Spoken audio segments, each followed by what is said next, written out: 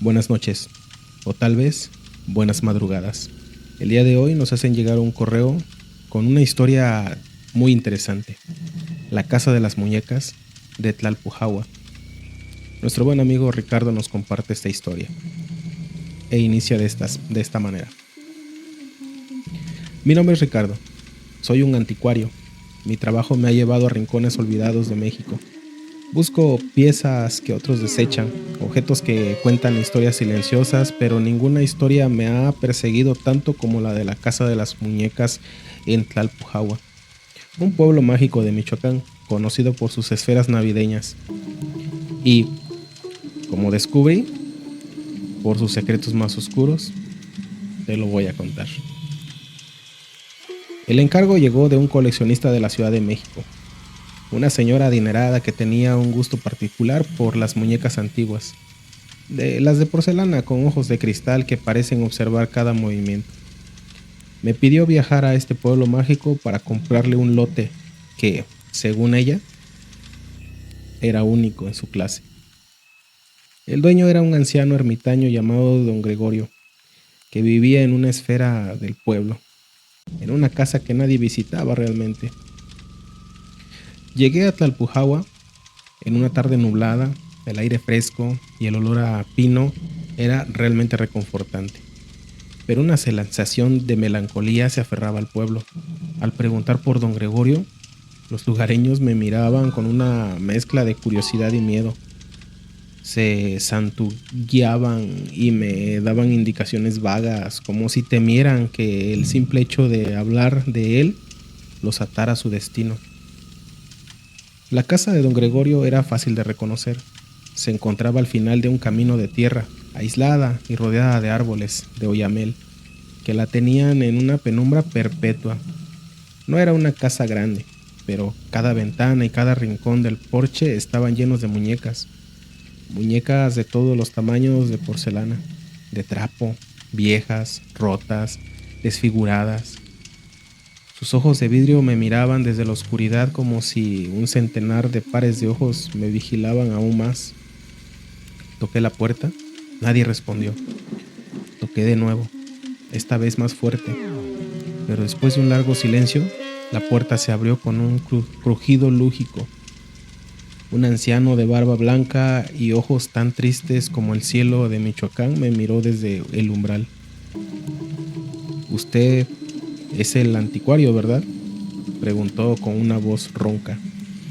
Asentí y me invitó a pasar.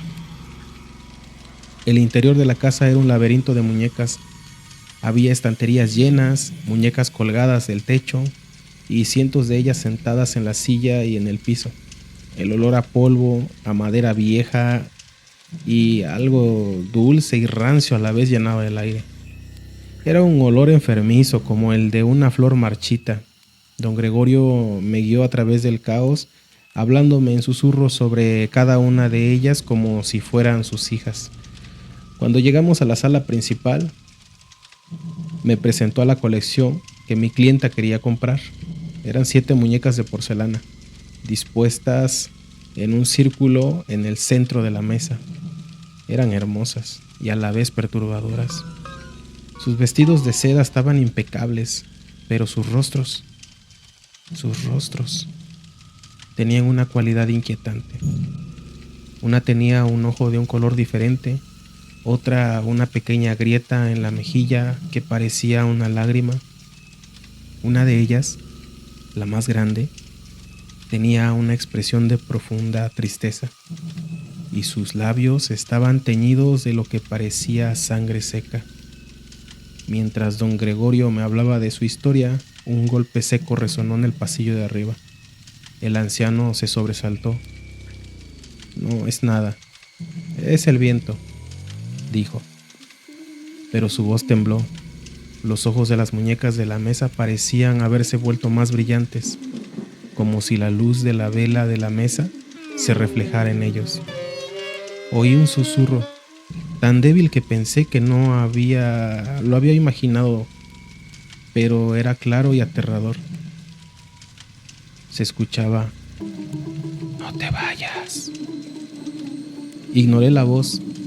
Estaba allí, pero no trataba de darle un sentido lógico a la vida, a los sonidos, al momento, recordando que estaba allí por negocios. Le ofrecí a don Gregorio el precio acordado, y sus ojos se llenaron de lágrimas. Se las puede llevar todas, dijo, suplicando. Por favor, lléveselas, no puedo más. Mientras empacaba las muñecas en una caja de madera, sentí que la temperatura en la habitación bajaba. El olor rancio se intensificó. La muñeca de los labios rojos, la que tenía la expresión de tristeza, parecía observarme con una intensidad que me helaba la sangre. Su cabeza se inclinó ligeramente hacia un lado. No había una corriente de aire, no había nada que hiciera moverse, pero se movió. Terminé de empacar y le pagué a don Gregorio. Él no me miró a los ojos, solo me pidió que saliera rápido y que no mirara hacia atrás. Corrí hacia mi auto con la pesada caja en mis manos. Justo antes de encender el motor, miré por el espejo retrovisor. Las muñecas en el porche ya no estaban. Sus cabezas se giraban al unísono y sus ojos me seguían, como si fuera un ejército de centinelas de porcelana.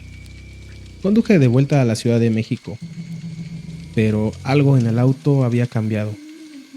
La caja de muñecas, a pesar de estar sellada, emitía un sonido constante. Era un susurro, como el de un coro de niñas. Sus voces eran infantiles y dulces, pero lo que decían era algo más que me hacía temblar. No te vayas, quédate con nosotros. El auto comenzó a fallar, el motor se apagaba y encendía sin razón aparente. Las luces del tablero parpadeaban, una de las ventanas bajó por sí solas y sentí un aire gélido en la noche de Michoacán invadiendo el auto. Cuando llegué a la ciudad, el sol ya había salido. Subí la caja a mi departamento y la coloqué en el centro de mi sala, sin atreverme obviamente a abrirlo. Decidí que la entregaría a la clienta al día siguiente. Esa noche no pude dormir. Los susurros que había escuchado en el auto se habían vuelto más fuertes y más claros. Provenían de la caja. Eran 7 voces, cantando una canción de cuna distorsionada. Me asomé para ver si la caja se movía y noté que las muñecas, a través de la delgada línea de madera, había dejado una mancha de algo. Era sangre, una mancha oscura y húmeda. Tomé el teléfono y llamé a mi clienta. Le dije que había un problema, que las muñecas no estaban en buenas condiciones. Ella, en su avaricia, no me escuchó. Tráemelas ya, Ricardo. Mañana a primera hora. No importa el estado. Las quiero. Colgué el teléfono. La frustración y el miedo apoderándose de mí, me acerqué a la caja con la linterna y lo que vi me hizo retroceder y caer de rodillas. Una de las grietas de la caja se había agrandado y a través de ella pude ver el ojo de una de las muñecas. Era el ojo de la muñeca de las lágrimas. Me estaba mirando directamente. El ojo no era de cristal, era de verdad. Pude ver el iris de un color azul profundo y las venas rojas, y en ese instante el ojo parpadeó. Me levanté y corrí al baño, vomitando todo lo que tenía en el estómago. Sabía que no podía quedarme más en esa casa, con las muñecas. De alguna manera estaban vivas, era algo que esos objetos tenían, era un horror definitivamente. A la mañana siguiente, no esperé. Conduje de regreso a Tlalpujahua. Los ojos de las muñecas de la caja me seguían y los susurros se habían convertido en risas, unas risas infantiles que me hacían querer gritar. Cuando llegué a casa de don Gregorio, el anciano no estaba.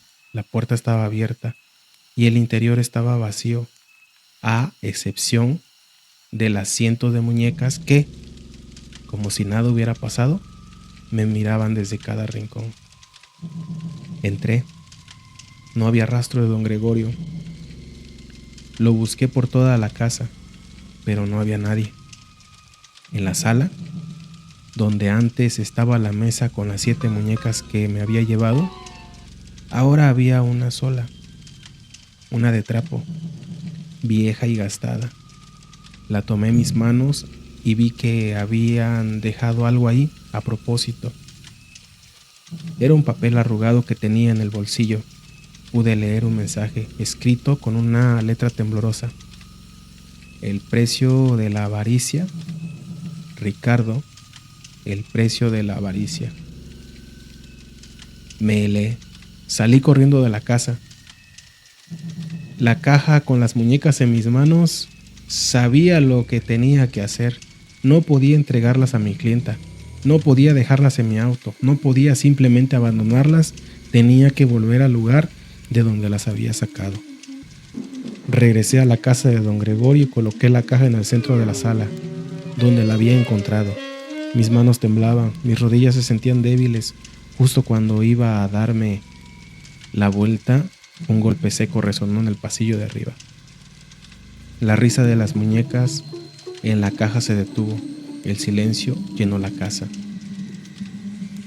La oscuridad de la escalera. Se vio un hombre viejo, con los ojos de cristal y piel de porcelana. Bajaba los escalones. Era don Gregorio. Pero no era él. Era una muñeca.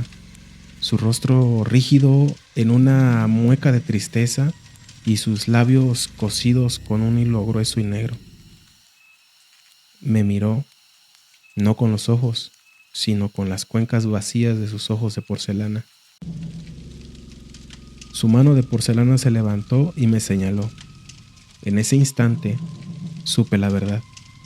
Don Gregorio no había abandonado su casa.